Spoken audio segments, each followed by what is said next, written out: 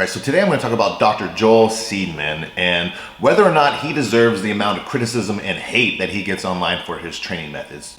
So if you don't know Dr. Joel, he has a PhD in kinesiology from the University of Georgia. He works out there in Atlanta and he trains a lot of professional athletes. And his two main things that he gets critiqued on are, one, the main thing is that he promotes these 90-degree joint angles, saying that that's where you should stop your range of motion. So whether it's a press, whether it's a row, whether it's a curl, whatever it is, he wants you to stop at that 90-degree range of motion at the joint. So like if you're doing triceps, you'd stop on the way up at 90 degrees. And to be honest, he isn't the only person to ever say this. There are people that have said this whenever I was coming up and really young. I remember all the old heads at the gym used to say 90-degree angles for your presses and 90-degree angles for your squats if you want to save your joints. But most people, especially the evidence-based crew, believe that we need a much bigger stretch than 90 degrees. And I'm going to kind of let you know, in some ways that's true, in some ways it's not. It depends on the individual, it depends on the movement. But that is his main critique, is that he does not do a full rep range. He sacrifices the crucial stretch. And his other critique is that he does like weird, funky, stupid exercises just to draw attention and to make him seem unique in the way that he programs. And I mean, really, that's no different than a girl showing her ass on a thumbnail to get someone to view something that she's talking about. He's just doing what it takes to draw them in. He's even talked about that. Most of what he does is the basic stuff, but people see that and they jump onto it and they think that, okay, this guy, not only does he not know what a full range of motion is, he does all this stupid shit. Why does anyone listen to him? He's obviously just full of shit trying to sell his programs. So, all right, so I'm gonna show you a little bit of what Joel is all about and we'll go from there. So, what does science say about squat depth? So when we're looking at this is the whole debate. I mean, this is literally the crux of it. Is this a deep enough squat? Okay, so I would say if this is a maximal load where I'm working 5 to 8 reps, I'm pretty okay with that rep range, with that range of motion. I mean, that is past 90 degrees, really, if you're looking at the joint angles. And for most people that have moderate range of motion, that aren't really super mobile, this is gonna be about the range you can hit before your hips and pelvis start to orient into position to get you deeper. And when that happens, that is when we actually close range of motion. Whenever your pelvis starts to tip forward and we lose internal rotation, that's a lot of the times what's happening when he's talking about you lose range of motion when you go deeper. All right, it shows 90-degree joint angles, far superior to ass to grass. All right, so let's look at some of these details. All right, 90 degrees is not only where we have max motor unit recruitment, cross bridges, and intramuscular tension, but also the most biomechanically sound position to produce and absorb force optimally. Okay, so I believe that's pretty much true. 90 degrees is where we have max motor recruitment and produce force the best, but does that mean that's where we should stop? I mean, I don't think that we should stop because that's where we produce it maximally. I do think we might want a little bit more stretch on most things for most people. When we examine research studies, kinesiology, particularly human subject studies, the research is split. Now that's pretty refreshing to have a doctor, someone with a PhD say, here's my thoughts, this is what I believe, and there's some evidence that backs this up, but there's also some that goes against it. So it's a little muddy, it's not 100% clear, it's not 100% for me, while a lot of people with PhDs say, this is the way it is, and if you don't believe me, then you just don't understand the science, you're fucking stupid. So I do like that he puts it out there that there are conflicting studies, and studies are like so hard to apply to real life. Like most of this is bullshit. You know, you're trying so hard to optimize, and it's gonna make like a 0.01% difference. And so really just do what you fucking enjoy.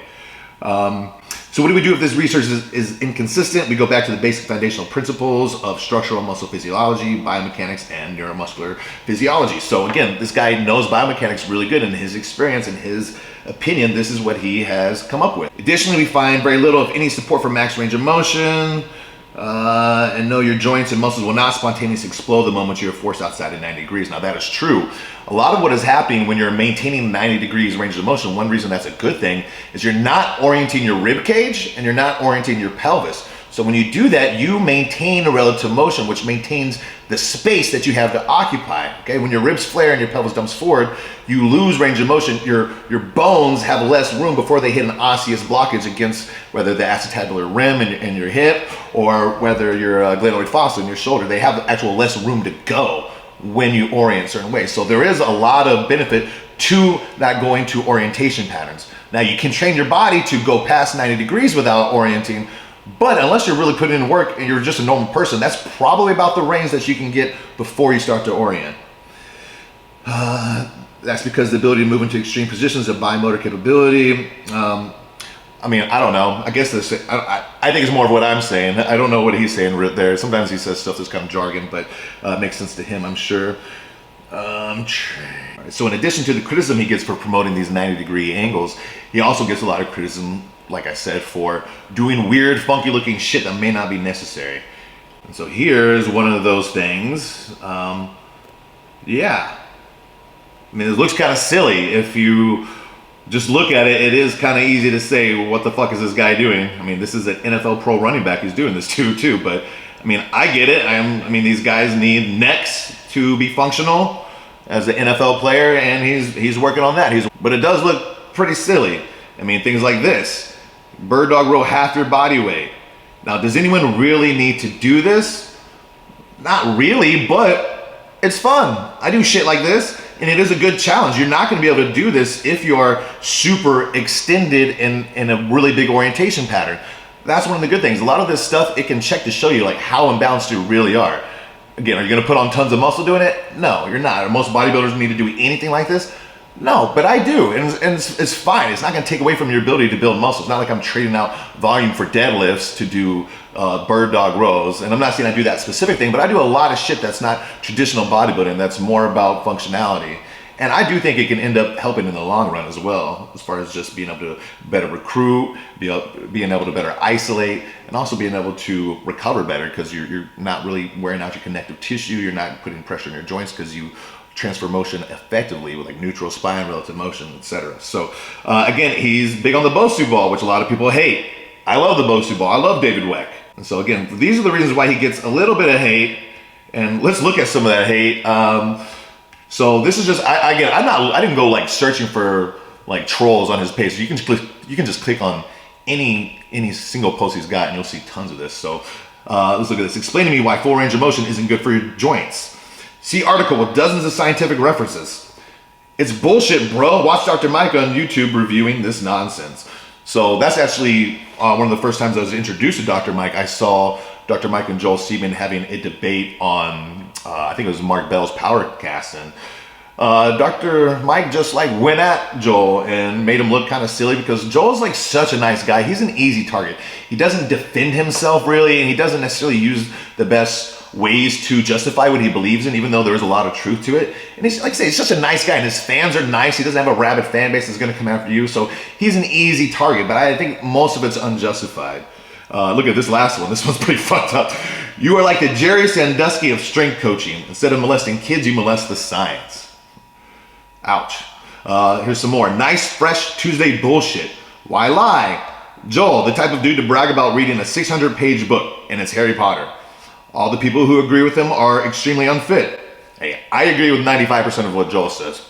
I mean, I don't know if I'm extremely unfit. You no longer provide any valuable content for me. I've had enough of this nonsense. This is why nothing you say should be taken seriously. I mean, a lot of hate for somebody with a PhD when people use that same justification for other people in the field for why they say what they say. And so, I mean, there have been a lot of videos already made about Joel, and they're pretty much all shitting on him, I believe. And again, I've never looked into any of these. These are just, I did see this one. This one was funny. This is the only one of these I've seen that Derek did. And his wasn't brutal. He wasn't super mean. I mean, there's Dr. Mike shitting on him like always. I mean, I feel bad because Joel really wants to help people. I don't think he's full of shit trying to sell his programs. Look, what is this?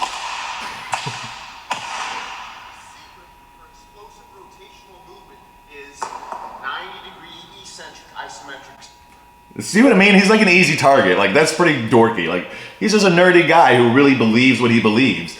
And I mean, that's one of the criticisms too, is people think that he just makes up this bullshit to sell expensive programs. But as we see later, like, I don't think he's full of shit at all. I think he 100% believes this, and that's why he's so passionate about it. All right, so deep squat purposes, chilling, bowel movements, Olympic lifting. If you have to squat deep for your sport, then you gotta squat deep. Otherwise, stay about here.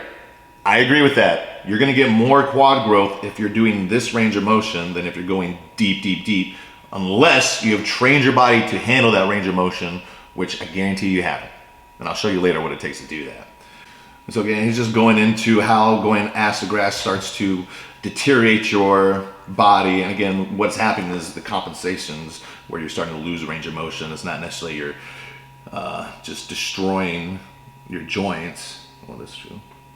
And then we got, what is this? So we got, from the time I was 18 to 26, I trained deep acid grass, no pain, and then eventually everything started to hurt, and that's pretty common. The other thing that can happen is you can create maladaptations that do allow you to get the range of motion without pain, but it's like, because you're getting slack in certain areas, you're getting ligaments that are losing tension, which is going to create issues in other ways on other movements. After much prayer and seeking God for wisdom, he led me to do my PhD in kinesiology. All of the research in neuromuscular physiology, biomechanics, and structural muscle physiology were congruent with each other. I mean, you just said that some of it doesn't go with each other. There is conflicting studies, so again, in your mind, it does. All pointed to the same thing, that 90-degree joint angles was optimal under loaded high force. There are consequences for repeatedly and consistently operating outside the boundaries of how God created our bodies to function.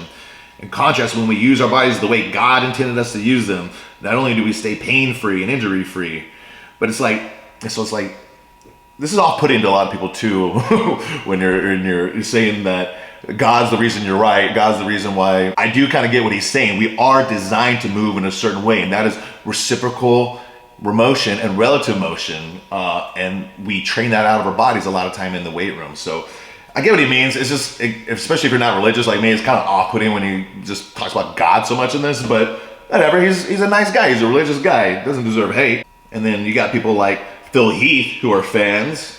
You know, Phil Heath knows his shit. If he follows somebody, he's probably on top of it, you know. Like, look at this guy. So I don't even know when he started following me, but that's pretty cool. Anything else? What is this? All right, so in this, he's talking about how even though he trains his people to 90 degrees, when they're in the games, they experience much greater ranges of motion than that. And that's true. That goes into what I said, like having the space to go into. So by keeping relative motion, they're keeping a relatively neutral pelvis and rib cage. They've got room for those bones to go when they're getting impact. And so this is a post that Dr. Joel made, kind of with the studies that back him and some of his reasoning. So let's go through this real quick. So what he's talking about, a lot of the studies that define the length and range are 90 degrees or just a little bit above 90 degrees, and they consider the shortened range 0 to 60 degrees. So that's something to consider. Sometimes the length and range might only be 100. He's at 90, it's pretty much right there.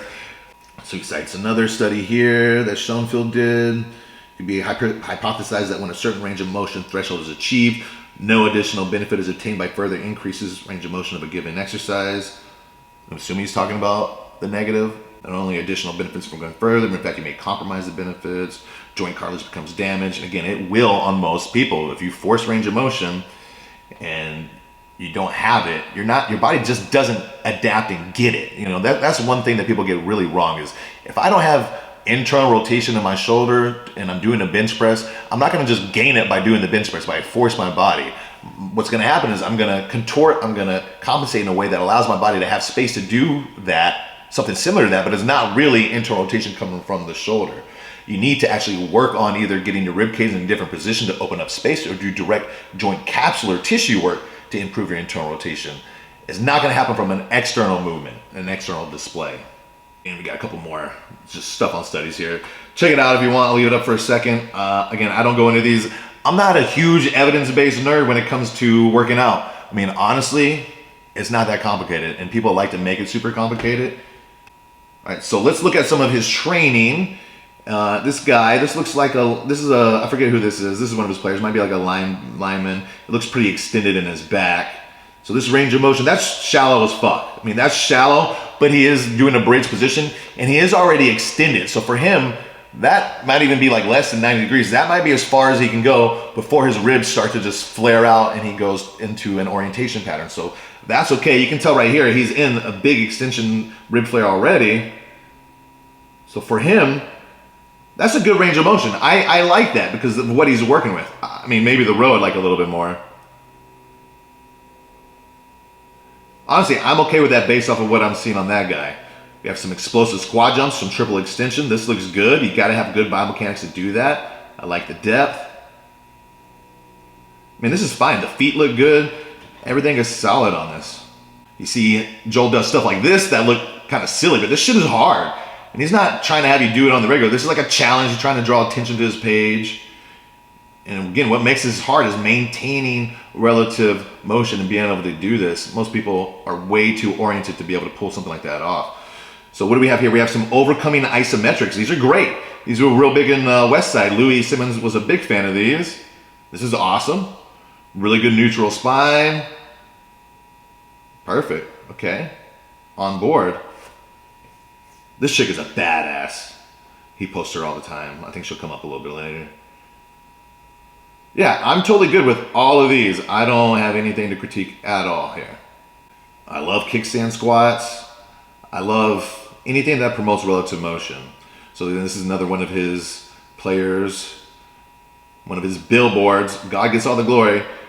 So people see this and they're like, what the fuck is happening? But this is a great movement. I mean, this is going to be really good for your glutes, your internal obliques. Again, these guys are athletes. These aren't bodybuilders. Their main goal is not to build as much muscle as possible. Yeah, I mean, these are solid. Again, that's one of the biggest things. I think his rows should be better. I love alternating reciprocal movements, though. Those are great. And I love how he ties the whole body together from the head to the toes. And this is something we should be doing in our own workouts. We don't have to do crazy complicated stuff, but even when we're on a bench press, we're on an incline, we're doing a barbell row, we should be connecting everything from our toes to our heads. I like the band work. I do a lot of RNT as well. I mean, everything I'm seeing is really good form. And he's doing the hip extension earlier. His back is super neutral. Beautiful. I mean, when you have people do this kind of stuff, if they're doing it, oh wow. If they're doing it and they're like all fucking all over the place and unstable, then don't have them do that. Then you are an asshole for doing that. But his people are on point. They are loading perfectly. Like, look at this guy. This knee and this foot, that is in perfect internal rotation. You do this with most people, this is gonna turn out, their hip's gonna orient out. That's really hard to do. And like I said, if you can do these things right, there's tons of benefits from them. Most people just can't do them right. I mean, obviously this guy's a pro, so he's got super good body control, but that is a hard thing to do. Everything is perfectly aligned. This is cool. I like this. I love Zerchers. I've never tried this one. I'd like to try that. Zercher squats are great for keeping your stack. We have a bridge with an alternating press. I'm a big fan. That's going to help with your pelvis neutrality and your rib cage. Those are 120s too. Not lightweight. Beautiful. I mean, a lot of it is with these athletes, they could go with a bigger range of motion, but the risk reward is not really there. If they go like one extra, if they go just a little bit deeper range of motion, are they going to get any functional muscle for what they need? And there's a chance that they might lose mobility. It's not really worth it. Or potentially get injured. It's not worth it. You're never going to get injured pushing yourself hard, staying in 90 degrees because you don't compensate at that range.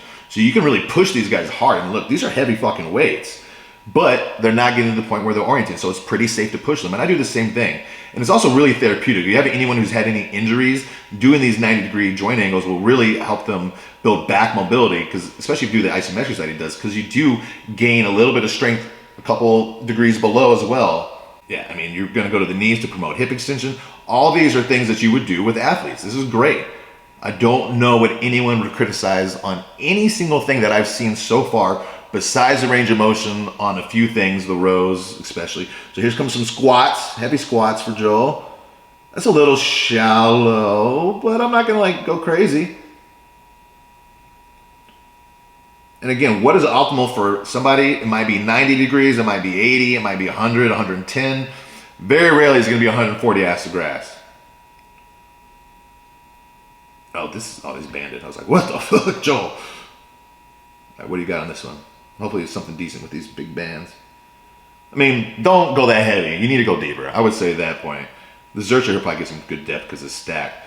And that's important to notice. Like, look how much deeper he goes with the Zercher. So it's like, maybe we don't squat super deep. Maybe you don't go past 110 degrees on a back squat. But if I've got a pretty heavy goblet, I can go 120, 140. That's fine. The weight load is different. The transfer is different.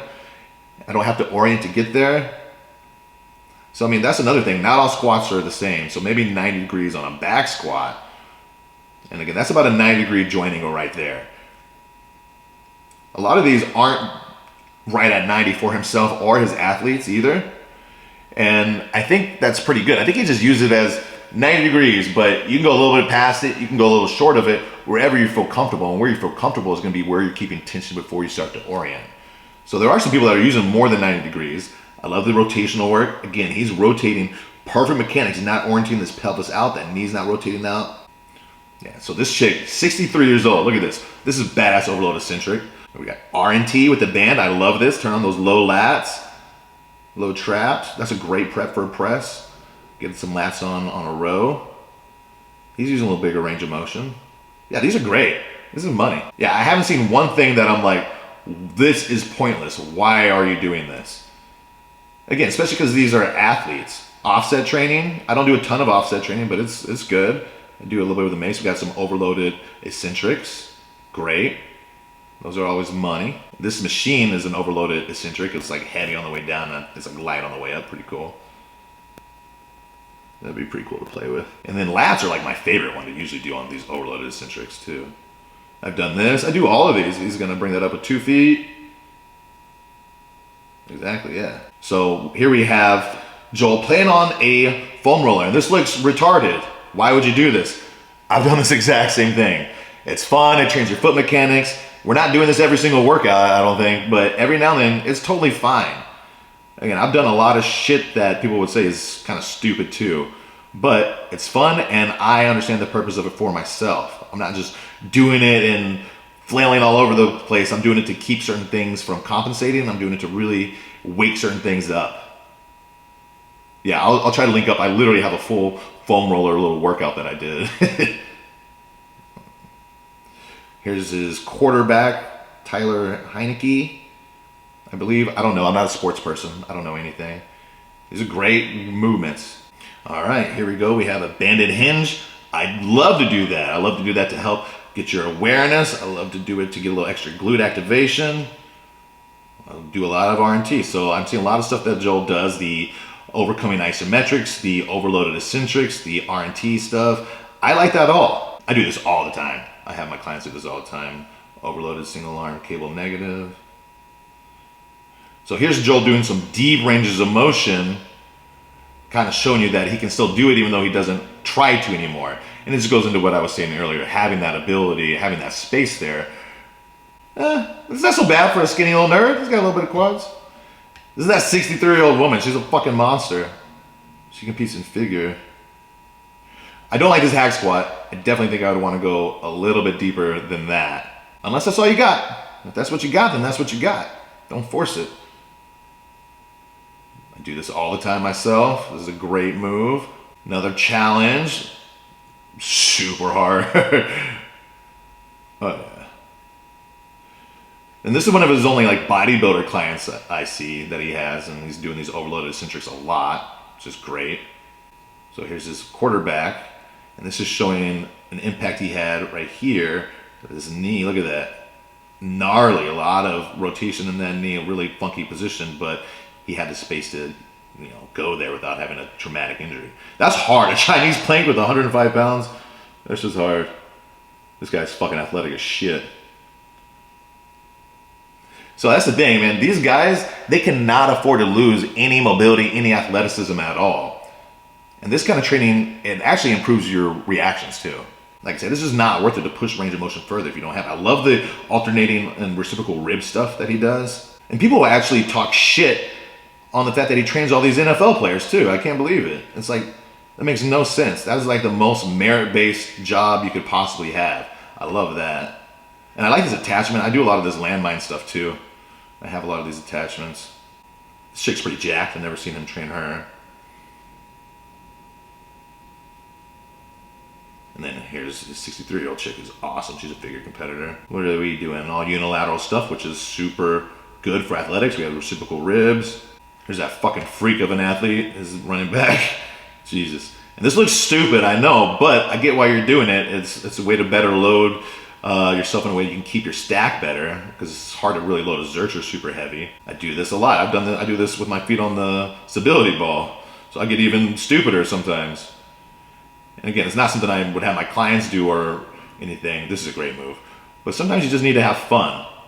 And for his guys, it's not about having fun. Again, these aren't light weights, 120, because you can push it. And this is not a huge guy. You can push it at these ranges of motion. This is like a hollow hold press. These are great. Okay, so this is all offset training, which is really great for athletes. As bodybuilders, we don't necessarily need a lot of it. A little bit is great for, like I said, helping reciprocal rib patterns and relative motion.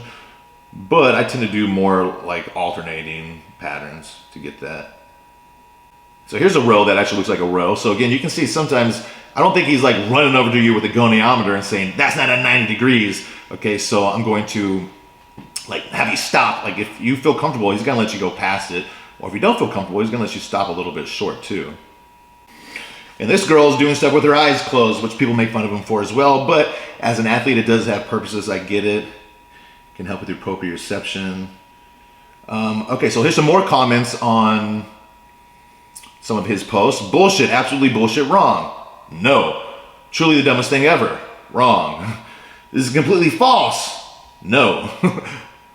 Mike Israetel, debunk this. Can't debunk truth. What about his feet and ankles and knees caving in a bit when going up on the squat? Still a work in progress, but has made great improvements. I don't know if any of you guys watched the video I did with Dr. Mike, but one of the criticisms that I had was that he didn't give a shit about people's foot placement. So that's pretty telling right there that Joel notices that. This is all horrible advice. 0 out of 10, would not recommend. This is impressively wrong. Okay, so this is interesting. So this guy's response is, but somehow his entire clientele is professional athletes. And then this guy writes, professional athletes are genetically predisposed to producing results no matter what BS they perform. I get pro athlete clients because one of them recommends me to someone else. Simple. He advertises it and takes advantage of it. Marketing and the sales gimmick. That's it. It says coach. So I read this comment and I just think you're a fucking dumbass, okay? Because you're just insulting so many people in this. You're insulting the athletes first and foremost, saying that they're not aware enough of their body. They don't have enough experience to know what is working for them. They're fucking 100% merit based. They get based off of how they perform. If they're gonna work out with somebody who fucks their body up or makes them not move efficiently or doesn't help them, they're gonna drop them so quick. To think that they're not in tune enough and they're just going with somebody because they're good at advertising because somebody else did, that is so insulting to these high-level athletes who are millionaires because of their bodies, because they're so in tune with their bodies. It's also really insulting to Joel, obviously, and you're a coach, and what do you say? It says you're a coach right here in your little thumb. I get pro athlete clients because one of them recommends me to someone else. Simple. It's not because of your skill level. It's not because you actually helped this pro athlete. It's because you got one and he recommended other people. What a fucking stupid fucking thing to post on Instagram. Fucking idiot. So this is his thesis. As we talked about, a lot of people critique Joel for selling crazy expensive programs. He's got like 20 programs on his website ranging from like 150 to 500 bucks, something like $3,000 worth in total. And so people say that he makes things really complicated and does things his way, so you have to buy his programs. I'm telling you, this guy is 100% all in on 90-degree eccentric isometrics. You know, he has been on this since his college days. This is what he wrote his thesis on. He believes this with every fiber of his being. He's not a snake oil salesman. If he's selling you bullshit, it's because he believes it, and I don't think it's bullshit. I just don't think it's perfect. So comparison of resistance training protocols and the transient effects on muscle function and performance, Joel Seedman. So his whole dissertation was about the eccentric isometric protocol that he uses for all of his clients. This whole paper is about it. That's how he's got his PhD. So you can take a look at it if you want, but he really believes in this 100%. It showed improvements in ranges of motion and power output, and he does it with everybody. He's not full of shit. He's not saying something that he believes is not true just to sell something, okay? So even if you don't buy it, at least he does. Now earlier I talked about how you can achieve a full range of motion if you work really fucking hard to make sure that your body doesn't orient to do that. So here's a guy who's done that, RangeofStrength on Instagram. I love this guy. He's a fucking beast. So let's take a look at him. Look at this squat. Okay, so we have big extension already. And now watch, as we get deep, we round under and we come forward. That's an orientation pattern to get there. He's not going straight down at all. But if you were able to go straight down, you could do that range of motion. So now look at this. Loads up the weight, perfect form, straight down, no crazy extension, no butt wink, just the appropriate amount of little bit of flexion that you need. Way different. So if you can look like he does on the second one, go for it. Otherwise, stop at 90 degrees. some more deep, beautiful squats. Only go ass to grass if you look like that. So this is some of the training it takes to be able to do that. It is intense. You have to be very direct with it and very intentful. Most people aren't gonna do that, especially professional athletes. They don't got the time for this. So I don't have any problem with training professional athletes in the general pop in that 90-degree angles. And for most bodybuilders, staying close to that, you'll be totally fine. You're not gonna sacrifice much growth. You might actually prevent some injury and reduce recovery time. So overall, I agree with a lot of what Joel does. I love a lot of the techniques he does. I don't think he overdoes the silly shit because I don't think he does it a lot. I don't do it a lot for myself. I very rarely do it for my clients. The only thing I don't love is saying it has to be absolute 90 degrees, which he doesn't even fully believe in, but I do think there are benefits from training in range positions if your sport requires it. There might be benefits to training a little bit more spinal flexion, which he doesn't really do, but it kind of comes back to that risk reward. A lot of these athletes, they don't really need a lot of spinal flexion for their sport, and it's probably not worth that risk reward.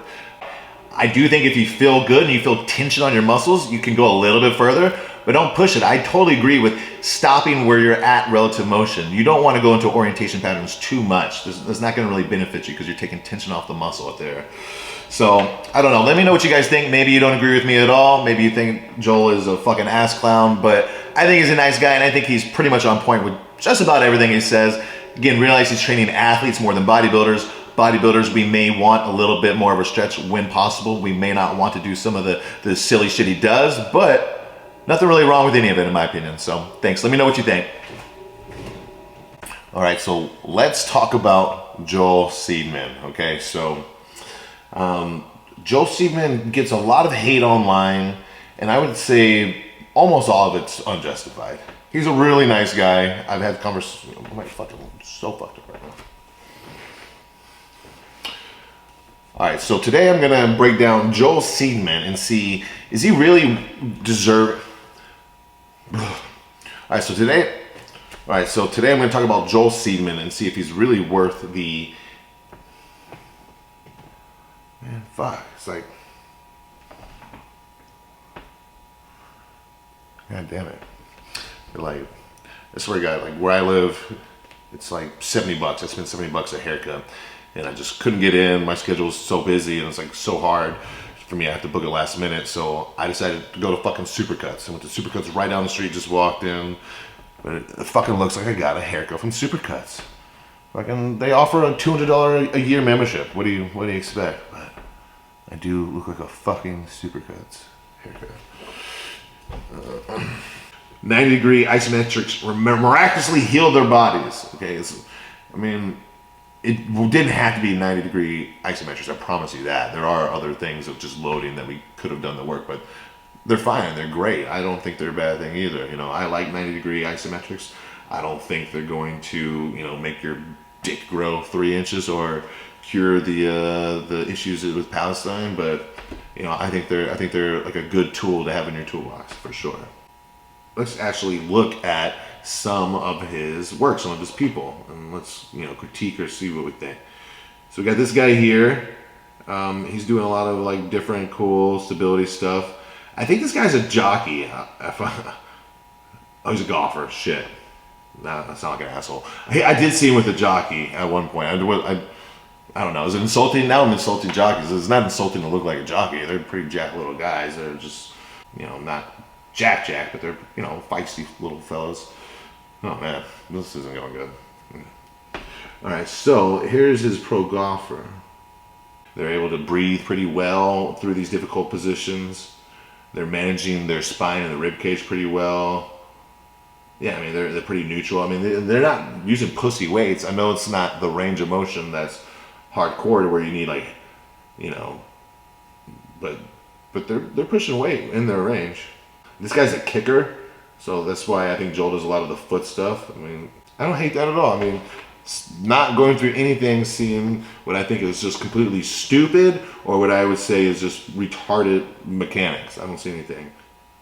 I guess I shouldn't say retarded mechanics. I mean, that's more than 90 degrees on the row, too. I mean, that's not a bad row. Did I call this guy the kicker earlier because there's an Asian kicker? Fuck. Man, I'm like getting super racist on this. This is late. It's late, I can't tell my Asians apart. 51, this is gonna be such a long fucking thing to clip out. I mean, Joel doesn't look that terrible for a little nerd. People shit on him all the time. These are all cool. Chinese blank. This guy an athlete, I'm assuming. Not because he's black, because he's like athletic looking, yeah, but because he's black too, obviously. Little white dude. He's a quarterback though, right? This is his pro golfer.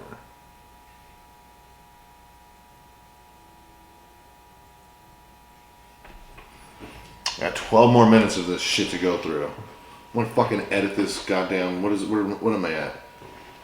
This is at 59 minutes of just fucking talking to myself.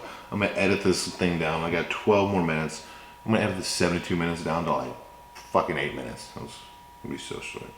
What are we gonna do with 315? More than that. I'm totally good with that.